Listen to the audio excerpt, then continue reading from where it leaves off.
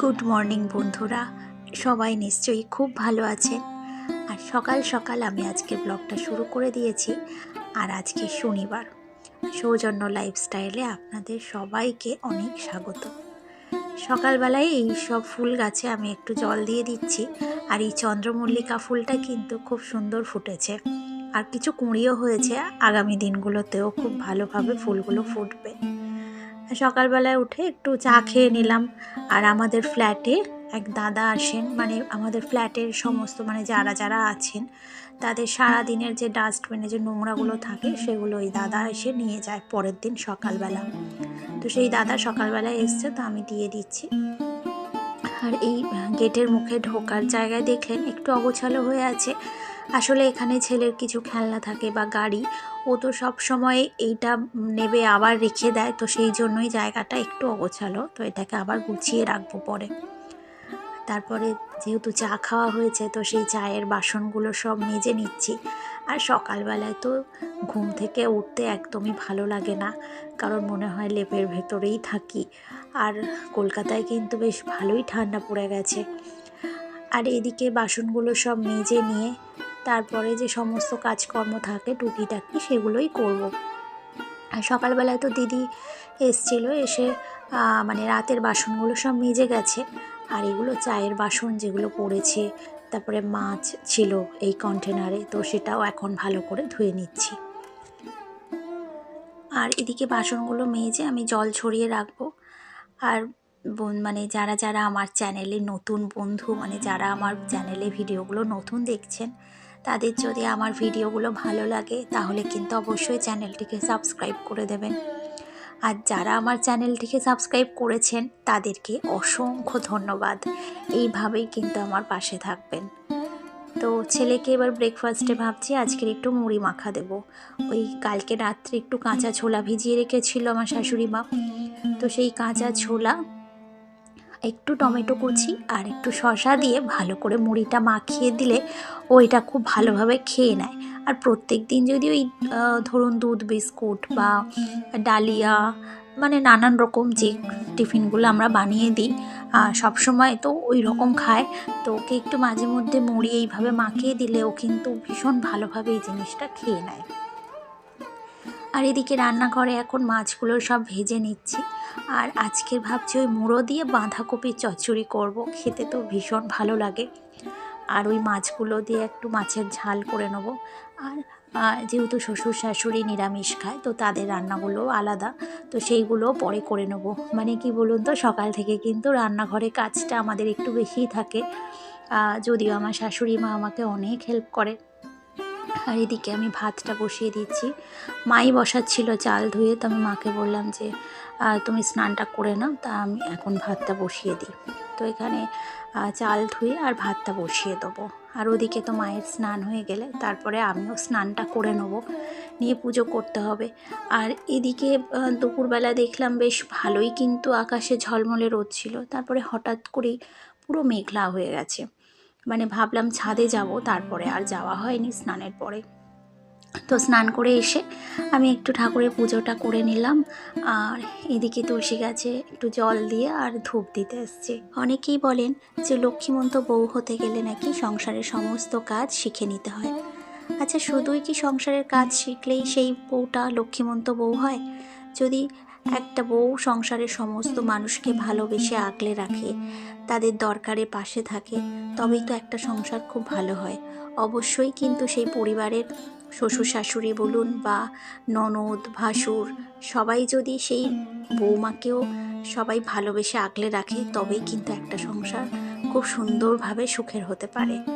আর সত্যি বলতে একটা লক্ষ্মীশ্রী নারীর পরিচয় হলো সংসারে শুধু কাজকর্ম না, পরিবারের সকল মানুষকে ভালোবেসে আগলে রাখা, তাদের দরকারে পাশে থাকা, তবেই কিন্তু একটা মেয়ের লক্ষ্মীশ্রী পরিচয় পাওয়া যায়।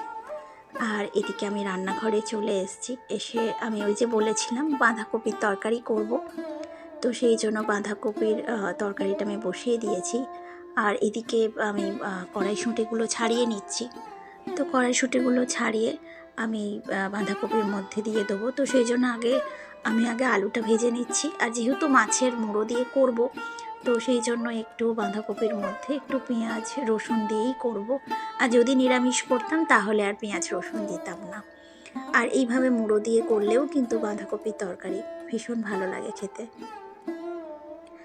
আর অন্য দিন হলে কি হয়, কড়াইশুঁটিগুলো মানে সব ভালো করে ছাড়িয়ে একটা কন্টেনারের মধ্যে রেখে ফ্রিজে রেখে দিই।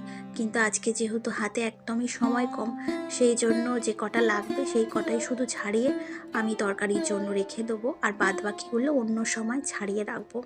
আসলে আজকের যেহেতু আমাদের সারাদিনে মানে অনেকটাই রান্না থাকে, সেই জন্য খুব তাড়াতাড়ি করেই কিন্তু রান্নাবান্নাগুলো করতে হয়। আর তার ওপর তো একটা বাচ্চা আছে, তো বাচ্চা থাকা মানে তো জানেন যে সংসারের কিন্তু অনেকটা সময় সেই বাচ্চার পেছনে চলে যায়। তো এদিকে আমি রান্না করে নিচ্ছি, আর আমার শাশুড়ি মা ততক্ষণ আমার ছেলেকে একটু দেখছিল। আর আমার হাজব্যান্ডের যেহেতু শনি রবিবার অফিস ছুটি থাকে, তো সেই জন্য আজকে একটু দোকানে গিয়েছিল। তো ও যে কী আনবে আমি সত্যিই জানতাম না। তো দোকান থেকে এসে আমি রান্নাঘরে ছিলাম, তো আমাকে বললো তুমি একটু এসো তো। আর ওর সাথে আমার শ্বশুরমশাইও গিয়েছিল বাজারে। তো দুজনে আমাকে কেউ কিচ্ছু বলেনি। তো এসে এই দুটো সোয়েটার আমাকে দেখাচ্ছে। আসলে এগুলো ওরা আমার দাদু দিদার জন্যই কিনেছে। হঠাৎ করে এরকম একটা সারপ্রাইজ পাবো একদমই ভাবতে পারিনি। ভীষণ ভালো লাগে যে ওরাও যে আমার পরিবারের কথা এত ভাবে, আমার মামার বাড়ির মানুষজনকেও যে ওরা এত ভালোবাসে, এটা মানে দেখেও ভীষণ ভালো লাগে। তো দুপুরবেলা রান্নার পরে আমি এদিকে ছেলেকে এখন ভাত খাইয়ে দিচ্ছি। আর আমার ছেলের আজকের খুব বায়না হয়েছিল যে ও নিজের হাতে খাবে। আর ওই যে বললাম না যে আজকের অনেকটা দেরি হয়ে গেছে, সেই জন্য ওকে যদি আমি এখন নিজের হাতে খাওয়াতে বসাই তাহলে না আমারই কাজটা বেশি বাড়বে। তো সেই জন্য বললাম যে না, তোমাকে খেতে হবে না, আমি তোমাকে খাইয়ে দিচ্ছি। তো ওকে খাইয়ে তারপরে আমি আর আমার হাজব্যান্ড খেতে বসেছিলাম। তো এখানে দুপুরে আমি খাবারটা খাচ্ছি, আর আমার পাশেই আমার হাজব্যান্ড খেতে বসেছে। আর বাবা মায়ের আগে খাওয়া হয়ে গেছে। অন্যদিন কি হয়, মানে আমার শাশুড়ি মাও পরে খায়, কিন্তু আজকের মাকে বললাম যে তোমরা খেয়ে নাও। আর এদিকে খেয়ে তারপরে আমি টেবিল ভালো করে মুছে যে বাসনগুলো এঁটো বাসন সেগুলো সব মাজার জন্য রেখে দিয়েছি। আর টেবিল মুছে তারপরে আমি গ্যাসটাও ভালো করে মুছে নেবো।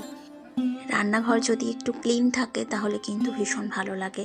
আর যেহেতু আমাদের রান্নাঘরটা অনেকটাই ছোট, সেই জন্য যদি একটু গুছিয়ে না রাখা যায় তাহলে খুব অসুবিধা হয়। আর মানে রান্নাঘরটা সত্যি বলতে এতটাই ছোট যে যদি রান্নাঘরে দুজন দাঁড়ানো হয় তাহলে খুব অসুবিধা হয়। আর এদিকে যেখানকার জিনিস সেখানে সব রেখে তারপরে এটা ক্লিন করে আমি তারপরে ছেলেকে ঘুম পাড়াতে যাব। আর এই দুপুরের পরে না আমি সাধারণত আর ভিডিওগুলো তুলি না, কারণ আমি একেবারে সেই সন্ধ্যাবেলায় চলে যাই। আসলে ছেলেকে এবার ঘুম পাড়ানো থাকে, তো সেটা আর কি ভিডিও করে দেখাবো বলুন তো। তো সেই জন্য আমি সোজা এবার সন্ধ্যাবেলায় আসছি। আর সন্ধ্যাবেলায় এখন আমি ঠাকুরের সন্ধ্যা দিয়ে নিচ্ছি। আর যেহেতু দুপুরবেলা আমি শাড়ি পরে ভাত খেয়েছি, তো সেই জন্য আমি শাড়িটা চেঞ্জ করে একটা নাইটি পরে আর সন্ধ্যা দেখিয়ে নিচ্ছি। আর ছেলেকে তারপরে পড়াতে বসিয়েছিলাম, ও বেশিক্ষণ আর পড়তে বসেনি আজকে। আর এদিকে মা সন্ধ্যাবেলায় চা করে নিচ্ছে। আর শীতকালে সকালবেলা বলুন আর সন্ধ্যাবেলায় চাটা ঠিক হবেই। আর আমাদের বাড়িতে চা মানে সকাল সন্ধে দুবেলাই হয়। দরকার পড়লে আরও একবার যদি খেতে ইচ্ছে করে তখন করে দেওয়া হয়। তো চা খেয়ে নিয়ে সবাই একটু গল্প করছিলাম। আসলে কালকের আমরা একটা জায়গায় যাব, তো তারই প্রস্তুতি নিচ্ছিলাম। তো জামা কাপড়গুলো সব গোছগাছ করে নিচ্ছি। কালকে থাকবো না, ওই সন্ধ্যাবেলায় চলে আসবো। তা চাটা খেয়ে নিয়ে সেই জন্য একটু জামা কাপড়গুলো সব গুছগাছ করে নিয়েছি। আর বিশেষ করে ছেলের জন্য তো জামা কাপড় নিতেই হবে, কারণ ও ছোটো, ও যদি মানে জামা ভিজিয়ে ফেলে বা নোংরা করে ফেলে, সেই জন্য ওর জন্যই জামা কাপড় নেব।